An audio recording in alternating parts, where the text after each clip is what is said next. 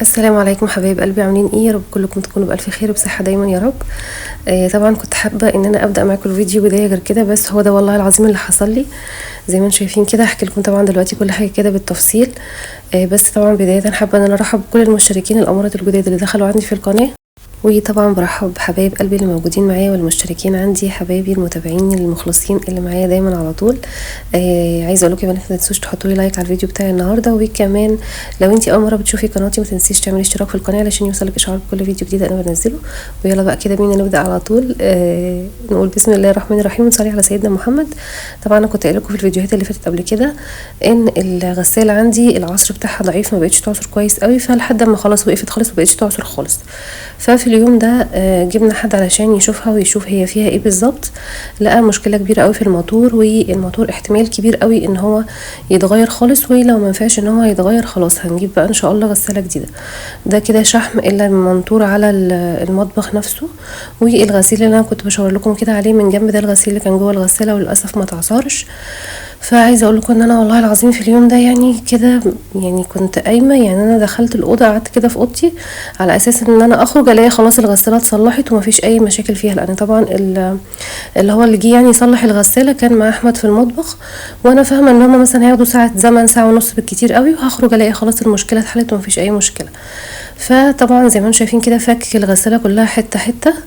والمطبخ زي ما انتم شايفين بعد ما كنت بقى عامله معاكم في الفيديو اللي قبل اللي فات ده على طول، وكنت مخليه المطبخ كله زي الفل ومسح الارض، وكنت مش مخليه فيه اي حاجه، كنت بس كده ناويه ان انا اعمل بقى معاكم روتين في المطبخ من جوه، ونفضي بقى المطبخ ده كله وننضفه كده ونبتدي ان احنا نرصه تاني، علشان طبعا دخلت رمضان وتنظيفات رمضان اللي هنعملها مع بعض. كل سنه وانتم طيبين. فطبعا ما لحقتش اصلا افرح بنظافه المطبخ، يعني اللي هو النظافه الخارجيه لسه طبعا هنعمله من جوه زي ما بقول لكم. فاللي كان بيعمل الغساله قالوا لا دي مش هينفع ابدا ان هي تتصلح كده في وقتها، دي محتاجه ان انا اخد الموتور كله وانزل اشوف ده كده هينفع ان الحاجات اللي باظت فيه تتصلح ولا مش هينفع، ولو ما ينفعش هحاول ان انا اجيب لك موتور جديد. ولو ما عرفتش ان انا اجيب لك موتور جديد لان الغساله بتاعتي دي الموديل بتاعها قديم قوي، يعني الغساله دي من الغسالات اللي هي الموديل بتاعها قديم، يعني غساله اصيله كده، وانا بصراحه كنت بحبها قوي يعني لان هي ما فيهاش حاجه حلوه يعني. فزعلت بصراحه، زعلت قوي واتاثرت، وطبعا حالي وقف. وانتوا عارفين طبعا ان احنا يعني بصوا فكك الغساله زي ما بقول لكم حرفيا لمليون قطعه.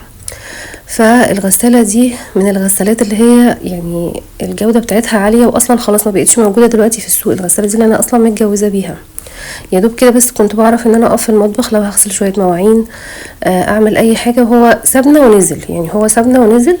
وطبعا احمد مش هيعرف يعمل لي اي حاجه في الغساله، وكل شويه نكلمه عملت ايه الموتور، عرفت تجيب موتور غيره، طب عرفت تعمل التصليحات اللي في الموتور. فلحد وقتنا هذا انا عايزه اقول لكم ان انا بالمنظر ده في المطبخ، ويعني ما يعلم بيها الا ربنا. فبدات ان انا يعني ادخل كده في حاله اللي هو ده انا بغسل كل يوم تقريبا، طبعا ده حالنا كلنا، يعني انا تقريبا كل يوم بحط دورة غسيل في الغسالة، او مثلا احط كمان دورتين. انتوا عارفين طبعا ان احنا في المدارس دلوقتي والنزول والطلوع كتير وبغسل هدوم كتير، فالدنيا بالنسبة لي كانت واقفة خالص. والغسيل اللي على جنب اللي انتوا شايفينه اللي هو المبلول ده طبعا يعني عايزه اقول لكم ان انا غسلته كله على ايدي وطبعا نشرته. بالنسبه للازايز اللي جنب المطبخ، عشان بس لو حد سالني عليها، الازايز دي انا اول لما جيت الشقه هنا جديد كانت الميه دايما بتقطع عندي، فانا كنت بملى كده ازايز بحطها يعني احتياطي، تكون ميه نظيفه طبعا للشرب وكمان اعمل منها الاكل. فاخدتها عاده، يعني بقيت على طول ان انا املى ازايز احتياطي، لان انا دلوقتي الحمد لله رب العالمين بفضل الله الموضوع الميه ده يعني المشكله دي اتحلت والميه ما بقتش تقطع خالص، فالحمد لله رب العالمين يعني. بس خلاص بقى يعني اتعودت ان انا كده احط كام ازازه ميه كده من اللي هما المكعبرين دول، املاهم واسيبهم كده على جنب احتياطي، ويعني كل كام يوم كده بروح دلق الميه اللي فيهم تاني واروح مليهم من الاول، على اساس الميه تبقى برضو لو احتجتها في اي وقت الميه قطعت تبقى هي دي موجوده كده بنظافتها لسه وفريش زي ما هي. المهم دخلت كده زي ما انتم شايفين بقى واقفه كده على جنبي، يعني بتحرك اصلا في المطبخ بالعافيه. محمد كان نفسه قوي ان هو ياكل في اليوم ده يعني في الفطار بطاطس محمره، فعملت بطاطس محمره وعملت بيض. وبالصدفه البحته احمد جوزي جاله سفريه، فنزل طبعا راح يعني سابنا طبعا في اليوم ده ومشي، واحنا في الكلكعه والمعمعه بتاعه المطبخ دي. اصلا كده كده هو مش هيعرف يعمل حاجه لان الراجل قال له ان هو يعني هيشوف بقى قصة الموتور دي، وبعد كده هيشوف هيعمل ايه وهيقول لنا. انا بصراحة كنت متعكننة اخر عكننة على اساس ان احنا يعني طبعا زي ما انتم شايفين دخلت المدارس ودخلت رمضان، وكمان هنبقى داخلين بقى على العيد، وطبعا محتاجين مصاريف كتير. انتوا عارفين طبعا الدنيا دلوقتي غلا قد ايه. يعني بصراحة كنت حاسة بقى ان انا خلاص يعني دماغي دي ضغطي عالي، وكنت نفسيتي تعبانة، مش وقت خالص ان انا اجيب غسالة دلوقتي خالص يعني. طبعا انتوا عارفين الاجهزه غاليه، والغسالات بالذات اسعارها في الطالع. فانا كان عندي دي يعني الحمد لله رب العالمين مشياني وحلوه برده وما فيهاش اي مشاكل. وفجاه كده زي ما انتم شفتوا كده اللي حصل. فالمهم فطرت وانا ومحمد وقعدنا نشرب الشاي. وفي اليوم ده كان سيف ابني بايت عند مامتي، فكنت انا ومحمد بس لوحدينا زي ما قلت لكم كده ان احمد سافر. فاحنا في اليوم ده اصلا المفروض كنا هنخرج نتفسح، تمام. فشوفوا بقى سبحان الله يعني حال الدنيا اتشقلب خالص، واليوم كله اتشقلب، ما بقاش بقى فيه فسح فيها كننه، ما بقاش فيه خروجات. فاكتر واحد اتاثر في اليوم ده هو محمد ابني. محمد كان قاعد حزين ان هو يعني كان المفروض يخرج ويتفسح، وفجاه كده انا خلاص يا ماما بسبب العكننه اللي انتوا فيها دي، وكمان بابا سافر، فانا كده مش هخرج خلاص. طب انا ذنبي ايه؟ كل شويه يقول لي طب انا ذنبي ايه؟ انا ذنبي ايه في اللي انتوا فيه؟ انا عايزه اخرج، انا عايزه اتفسح. طول ما انا شغاله عماله افكر يعني اعمل ايه علشان محمد يبقى مبسوط. كل اللي هممني ان محمد يبقى مبسوط. بدات بقى اخرج من مرحله الغساله وادخل في مرحله عايزه ابسط الواد ده باي طريقه وخلاص. انا مفيش بقى خروجات، باباهم مسافر وسيف نفسه مش موجود، يعني مش هعرف حتى اخد ابني الكبير واخرج انا وهو ومحمد كده مع بعض. لا خلاص اليوم كده تحسوا ان هو ايه بقى كله عكننه، ويعني في كده ضغط عصبي بقى عليا، وفي ضغط عصبي كده بقى على دماغي. طيب هقول لكم بس هنا كده الاول انا بعمل ايه. طبعا انا كنت متفقه معاكم ان انا كل يوم كده اعمل تنظيفات سريعه في البيت، اللي هي الحاجات السهله والبسيطه في التخطيط اللي انا قلت لكم عليه في الفيديو اللي فات على طول، اللي نزل لكم امبارح. ومن ضمن الخطه اللي انا كنت حاطاها في التخطيط اليومي بتاعي ده ان انا اعمل الدريسنج وارتب كل الارفف اللي فيه اللي هي بدات تبوظ. فانا عملت معاكم امبارح يعني كنت بقى خلصت الرف كله او الجزء كله اللي كان فيه الشنط الخروج بتاعتي والحاجات دي، كنت نضفته كله وخلاص. ده كده الرف ده كده بقى تمام. فجيت هنا على اكتر رف كان متبهدل عندي اللي هو بتاع سيف، تمام. فبدات ان انا كده اطلعه كله، وبدات كده ان انا اطبقه معاكم، وهنضف مكانه، وبعد كده هرجع الهدوم تاني في مكانها. عايزه اقول لكم وانا بطلع الهدوم دي طبعا كان في حاجات لسه متطبقه زي ما هي، فكنت بحاول ان انا احافظ على التطبيقه بتاعتها على اساس ان انا يعني ما اخدش وقت ولا جهد في ان انا يعني اعمل الحاجه دي، وكمان انجز في الوقت واخلصها كده بسرعه معاكم. فكان في حاجات متطبقه كنت بحافظ على التطبيقه بتاعتها بس كنت بعدلها، وفي حاجات طبعا كانت متدهوله خالص ومتلعبكه ومتبهدله محتاجه ان هي تتطبق من اول وجديد. فطبعا عشان بس ما اطولش كمان عليكم في الفيديو، انا يعني نزلت الرف بتاع سيف كله زي ما انتم شايفين كده وطبقته كله. وهدخل بقى كده على الدريسنج يعني انضف كده مكان بقى الرف ده كويس، وبعد كده هبتدي ان انا ارص كل الهدوم دي كده تاني مكانها. عايزه اقول لكم لو انا صوتي تعبان النهارده او حاسين كده فيه ان هو مخنف اعذروني. انا طبعا يعني داخل عليا كده دور برد، يعني هو مش داخل عليا، انا اصلا عندي دور برد يعني بقالي كده كام يوم. عايزه اقول لكم يعني تعبني اخر تعب بصراحه، بس الحمد لله رب العالمين باخد طبعا العلاجات بتاعتي، والحمد لله رب العالمين يعني كل حاجه الحمد لله ربنا يجيبها لنا كويسه. عايزه اقول لكم ان انا يعني من نوعيه الناس ان انا لما بزعل قوي قوي قوي على حاجه او مثلا بتاثر بيجيلي كده حاله اللي هي يعني بسلم بقى امري لله، خلاص ده كده قدرا، يعني ده كده قدرا اللي بيحصل ده قدر، فبتقبله بمنتهى السلام، بخرج نفسي من الحاله اللي انا فيها دي باي طريقه. لان انا بجد عايزه اقول لكم ان انا زعلت قوي على الغساله، ويعني زي ما قلت لكم ان احنا كان في اليوم ده المفروض خارجين نتفسح، وكان كده اليوم من اوله كده مبشر بالخير. فسبحان الله يعني ان موضوع الغساله ده جه عكنن عليا عكننه جامده قوي. فيعني قعدت كده مع نفسي شويه بعد ما بصيت لمحمد يا حبيبي ولقيته حزين ان احنا مش هنخرج. يعني عارفين سلمت كده بقى امري لله خلاص، وقررت ان انا اخرج من الحاله اللي انا فيها دي. وخرج كمان محمد، طبعا هتشوفوا كده معايا في الفيديو عملت ايه. عملت زي خروجه كده وفسحه في البيت، هوريها لكم برضو، دي فكره تقدروا ان انتوا تاخدوها علشان تطبقوها عندكم. المهم زي ما انتم شايفين كده عملت الرف ده، وده بالنسبه لي كده اسهل حل، يعني بدل ما افضي الدريسنج كله. طبعا الرف بتاع احمد برضو متبهدل، وده اللي تحت ده الرف بتاع محمد متبهدل اخر بهدله. فانا كل يوم زي ما قلت لكم كده من ضمن التخطيط اليومي اللي انا عملته لنفسي ان انا هعمل رف في الدريسنج، على اساس ان انا يعني مثلا على اخر الاسبوع او قبل اخر الاسبوع ده اكون خلصته كله ان شاء الله. وانا عايزه اقول لكم ان انا وانتوا والناس كلها من اكتر حاجه اللي بتخلي العين كده مش مرتاحه ان الدولاب بتاعنا يبقى متبهدل، وبيعمل كده يعني نفسية مش لطيفة، وبيدي كده طاقة سلبية. فان شاء الله يعني برضو مش هعمل عبء على نفسي، وكل يوم زي ما قلت لكم هعمل حاجة في الدريسنج لحد ان شاء الله اما اخلصه كله معاكم. هنا بقى كده كان في الحلة اللي انا حطاها كده في الحوض دي، مش عارفة كنت حرقة فيها ايه يعني كان فيها حاجة كده لازقة من تحت، فوانا بغسل المواعين اللي قبل دي على طول حطيت كده فيها شوية مية وسبتها ان هي تبوش. فقلت كده اول باول كده اغسل بقى الكام طبق اللي في الحوض دول مكان مفطرنا، وانضف كده الحوض. وعايزه اقول لكم ان انا في الوقت ده يعني ما كانش بعد الفطار على طول، يعني انا بعد الفطار على طول دخلت على الدريسنج وعملت فيه كده شويه حاجات وروقت البيت وخلصت كده كل الحاجات اللي ورايا. ما انا بقى مش هقعد بقى شايله طين على دماغي عشان الغساله، خلاص اللي حصل حصل يعني، خلاص هرمي بقى كده ورا ظهري. وزي ما قلت لكم هنحاول كده ان احنا يعني ايه نبسط نفسنا بنفسنا، واللي ربنا عايزه هيكون. يعني هجيب غساله جديده هنشوف هنعمل ايه، مش هجيب غساله جديده يبقى الحمد لله رب العالمين، في كل الاحوال الحمد لله رب العالمين. ف جيت يعني ده كده كان اخر النهار، فدخلت كده على المطبخ قلت يعني مش هتبقى بقى كركبه من الغساله وكمان في مواعين في الحوض، لا هحاول على قد ما اقدر ان انا برضو يعني ابقى عارفه ان انا اقف في المطبخ لو هقف اعمل مثلا اكل او اغسل مواعين اي حاجه، يعني اي حاجه ان انا اخليها تريح عينيا هعملها. مش هسيب ابدا برضو كراكيب في المطبخ، ومش هعتمد على ان انا استنى لما الراجل يجي يشوف الغساله هتتصلح ولا مش هينفع تتصلح وبعد كده ابقى اعمل اللي ورايا. لا انا هخلص برضو المطبخ وهشطبه وهخليه زي الفل، وبعد كده يعني بقى وقت ما تتصلح بقى على مهلها، او هنشوف هنعمل ايه زي ما بقول لكم. قولولي بقى كده عملتوا ايه كده في التخطيط اليومي، ويعني بدأتوا كده تطبقوا فعلا الفكرة زي ما قلت لكم كده في الفيديو بتاع امبارح، ولا عملتوا ايه بالظبط؟ عايزه اقول لكم ان الموضوع ده بجد يعني بيريح جدا في النفسيه، والتنظيف السريع اليومي ده بيخلي كده دايما ان انتي الحاجه قدام عينيكي بتبقى ملمومه مش مبهوقه ابدا منك. طيب تعالوا بقى كده هنا نطلع بره على الريسبشن بعد بقى ما شطبت. طبعا كان في اصلا مواعين في الصفايه رصيتها كلها، وبعد كده غسلت كده الكام طبق اللي كانوا في الحوض وكده تمام التمام، والشقه كلها زي الفل.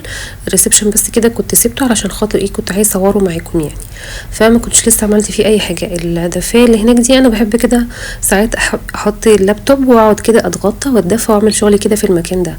فكان عندي برضو كده شويه شغل على القناه، كنت طبعا الحمد لله رب العالمين ما خلصتهم، وزي ما شفتوا كده بقى عملنا حبه الحاجات اللي عملناهم في البيت، وقلت بقى اعمل بقى معاكم روتين كده سريع في قلب الريسبشن قبل بقى ما اوريكم الفسحه اللي في البيت هعملها ازاي.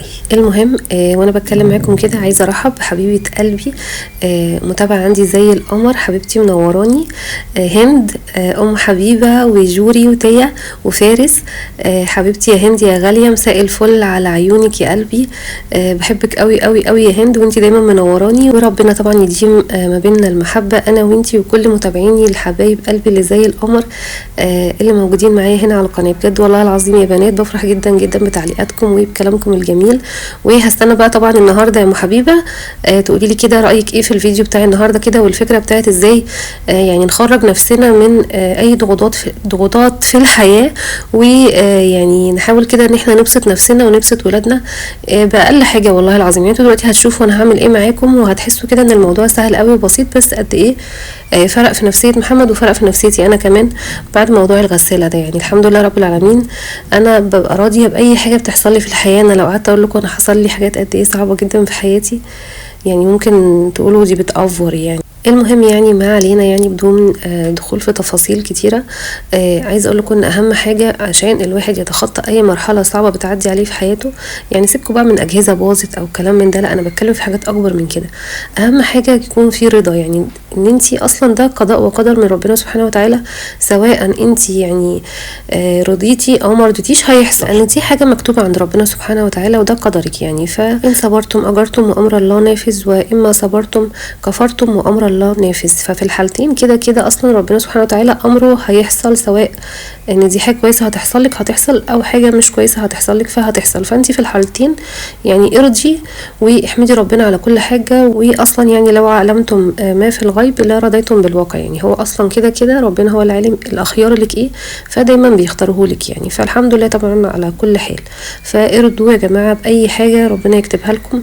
في الحالتين انتوا ما تعلموش ايه اللي في الغيب وليه ربنا اختار الحاجه دي مخصوص. المهم تعالوا بقى كده اما اقول لكم. طبعا محمد كان قاعد زي ما انتم شفتوا كده، بعد ما بقى ما خلصت عملت الريسبشن وعملت بالمكنسه ورتبت كده الكوشن وخليت كده الريسبشن زي الفل زي ما انتم شايفين. طبعا كنا انا وهو بس قاعدين لوحدينا في البيت. احمد زي ما قلت لكم كان سافر خلاص، وسيف كان بيت عند مامتي في اليوم ده. انا ما اعرفش هنا بصراحه الاضاءه عملت كده ليه، بس الدنيا كانت تمام يعني. المهم قلت له مالك؟ قال لي انا زعلان وانا عايزه افضل قاعد كده لوحدي مع نفسي، ولا ماسك تليفون ولا قاعد على لابتوب ولا بيعمل اي حاجه، مشغل بس الكرتون وقاعد كده. قلت له طب تعالى بص انا هعمل لك خروجه هنا في البيت. قال لي هتعملي ايه؟ قلت له طب تعالى بص كده وشوف ايه اللي هيحصل، وانا متاكده ان انت هتبقى مبسوط. بعد بقى كده ما نضفت الارض كلها بالمكنسه، جبت كده ملايه زي ما انتم شايفين، فرشتها الاول على الارض، وهاخدها بعد ما القعده دي تخلص على طول هشيل الملايه دي واغسلها، علشان انا بصراحه خفت لا يكون في نمله كده في الارض او اي حاجه مثلا ممكن تيجي في اللحاف نفسه، وانا اللحاف طبعا مش هغسله هرجعه تاني على السرير. ففرشت الاول كده ملايه، وبعد كده حطيت عليها اللحاف زي ما انتم شايفين كده. يعني قلت كده هعمل مود حلو كده، قاعده كده لذيذه علشان خاطر الواد بس والله العظيم يبقى مبسوط. يعني انا اصلا مشغوله مش فاضيه لا قعدات ولا فاضيه يعني اعمل الجو اللي انتوا شايفينه ده، بس انا عملته علشان هو حبيبي كان متعشم في الخروجه، فقلت بقى كده ايه يعني اخرجه كده من المود اللي هو فيه. المهم زي ما انتوا شفتوا بقى كده فرشت اللحاف على الارض، وبعد كده دخلت على المطبخ. الاول حطيت كده الكوشن عشان نسند عليها ظهرنا، وكمان حطيت كده الطقطقه اللي انتوا شفتوها دي علشان احط عليها حبه الحاجات دول. ما كانش عندي بقى في البيت الا الامكانيات اللي انتوا هتشوفوها دي بصراحه. يعني اصلا الموضوع انا بصراحه ما كنتش مجهزه له ولا كنت مخططه له، هو جه كده وليد اللحظه فاهمني. فاللي عندي كده قلت امشي الدنيا بيه.